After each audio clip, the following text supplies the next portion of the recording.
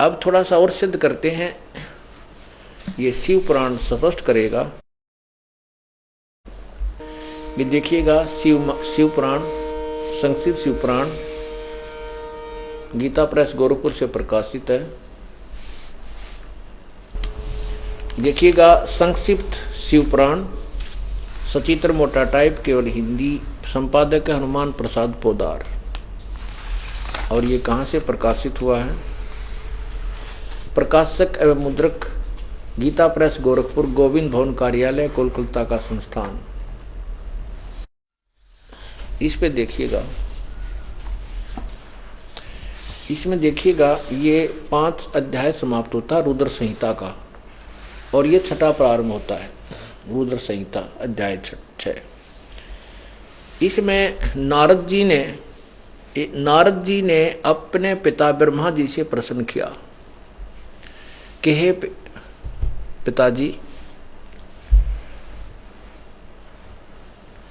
आप हमें बताइएगा कि इस संसार की सृष्टि किसने की? आपने की या विष्णु जी ने की या शिव जी ने की है? और इसमें हमने सुना है कि देवी जो है ये बहुत ही अच्छी जो है शक्ति है, ऐसे ऐसे। तो क्या बताता है ये पढ़िएगा, अपनी स्वयं पढ़िएगा, आप पढ़े लिखे शिक्षित हो।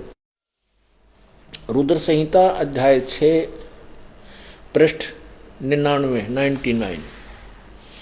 ब्रह्मा जी ने कहा, ब्रह्मन देव शिरोमणे, तुम सदा समस्त जगत के उपकार में ही लगे रहते हो।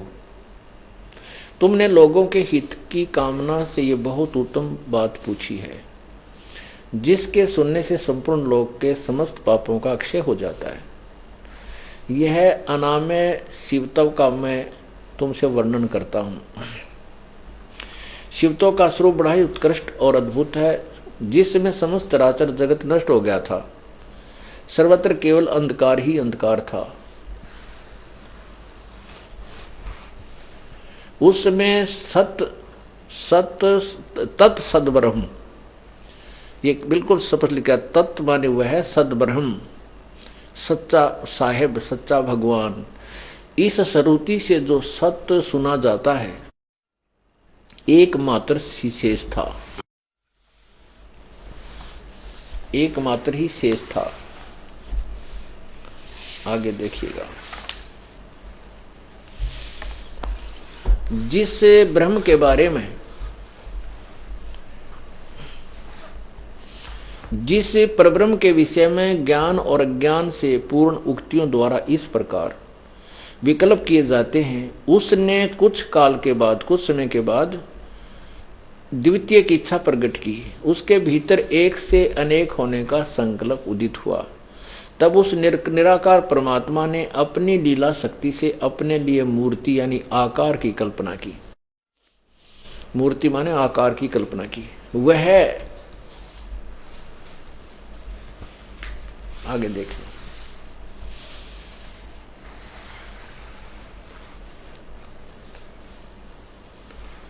आइए, जो यहां देखना, जो मूर्ति रहित परम ब्रह्म है, उसकी मूर्ति,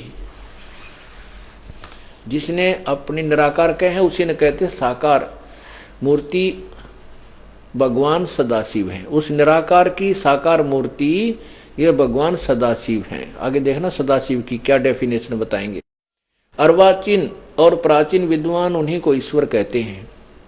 उस समय एकाकी रह के स्वेच्छा अनुसार विहार करने वाले उन सदाशिव ने अपने विग्रह माने शरीर से स्वयं ही एक स्वरूप भूता शक्ति की सृष्टि की, यानी एक स्त्री को अपने शरीर से बाहर निकाला, जो उनके अपने श्रीअंग से कभी अलग होने वाली नहीं थी।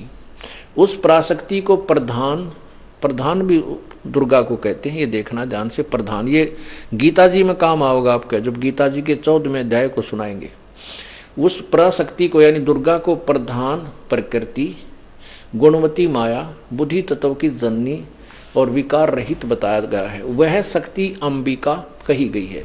उसी को प्रकृति, सर्वेश्वरी, त्रिदेव जननी, ओह, तीनों देवता ब्रह्मा विष्णु महेश की उत्पन्न करने वाली है, उनकी माता। त्रिदेव जननी नित्या और मूल कारण भी कहते हैं। सदाशिव द्वारा प्रकट की गई उस शक्ति की 8 भुजाएं हैं।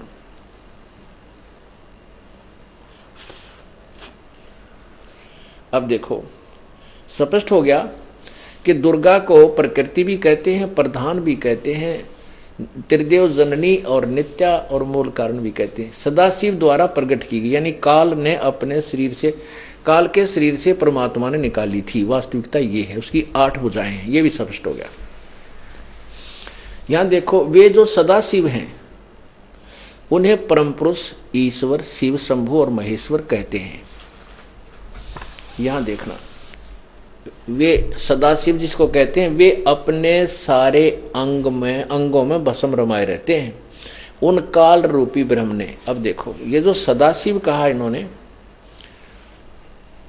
वो भगवान सदाशिव हैं, और उसने एक समय विहार करने वाले सदाशिव ने अपने विग्रह से ही एक स्वरूप भूता शक्ति की सृष्टि की, तो वो सदाशिव को काल भी कहते हैं। ये देखो, वे अपने सारे अंगों में भस्म रमाए रहते हैं, उन काल रूपी ब्रह्म ने। ओह, ये काल कहो चाहे ब्रह्म कहो, ब्रह्म ने एक ही समय में शक्ति के नाथ नहीं, ये शक्ति के साथ शिवलोक नामक अक्षेत्र का निर्माण किया था। उसमें उस उत्तम अक्षेत्र को काशी कहते हैं। वे प्रिया और प्रियतम रूप शक्ति और शिव, दुर्गा और शिव पति पत्नी रूप में, प्रियतम, प्रिया और प्रियतम रूप जो परमानंद स्वरूप है, उस मनोरम क्षेत्र में नित्य निवास करते हैं। काशीपुरी परमानंद रूपणी है। मुने उस शिव और शिवा ने प्रलय काल में भी कभी उसको अक्षेत्र को अपने सानिध्य से मुक्त नहीं किया, इसलिए विद्वान पुरुष उसे अविमुक्त अक्षेत्र नाम से जानते हैं। ठीक है, यहाँ देखिए, देवर से एक समय उस आनंद वन में रमण करते हुए शिवा और शिव के मन में यह इच्छा हुई कि किसी दूसरे पुरुष की सृष्टि करनी चाहिए, जिस पर यह सृष्टि संचालन का महान भार रखकर हम दोनों केवल काशी में रहकर स्वेच्छानुसार विचरें और निर्वाण धारण करें। यहाँ देखो, ऐसा निश्चय करके शक्ति सहित सर्वव्यापी परमेश्वर शिव ने अपने वाम भाग के 10वें अंग पर अमृत मल दिया। फिर तो वहां से एक पुरुष प्रकट हुआ जो तीनों लोकों में सबसे अधिक सुंदर था, शांत था, उसमें सद्गुण की अधिकता थी, वह गंभीरता का अथाह सागर था। अब देखो, 101 पर पढ़ा आपने, अब 102 पर देखें। 102 पे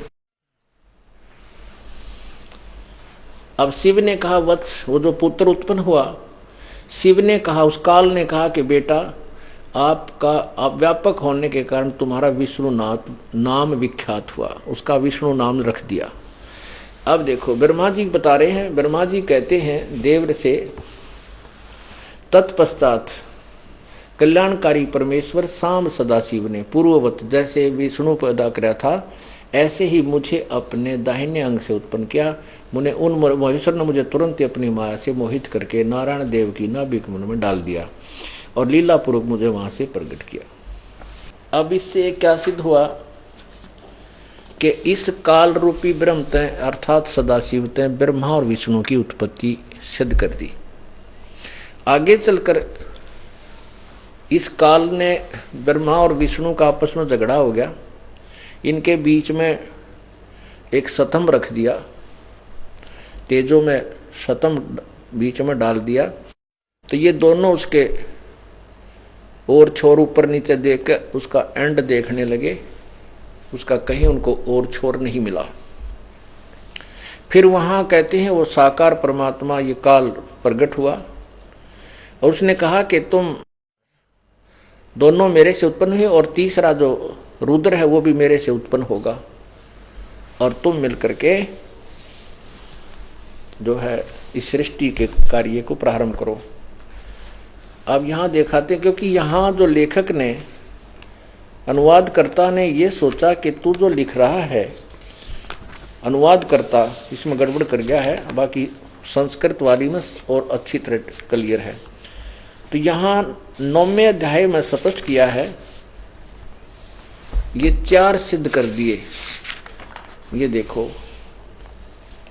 ये अध्याय 9 चल रहा है, ये अध्याय 9 यहां समाप्त होता है। प्रश्न नंबर 110 पे वही संक्षिप्त शिवपुराण 9वां अध्याय में एंड में लिखा है कि इस प्रकार ब्रह्मा, विष्णु और रुद्र यानी ये शिव, इन तीनों देवताओं में गुण है, परंतु शिव गुणातीत माने गए। शिव कौन है? ये काल है।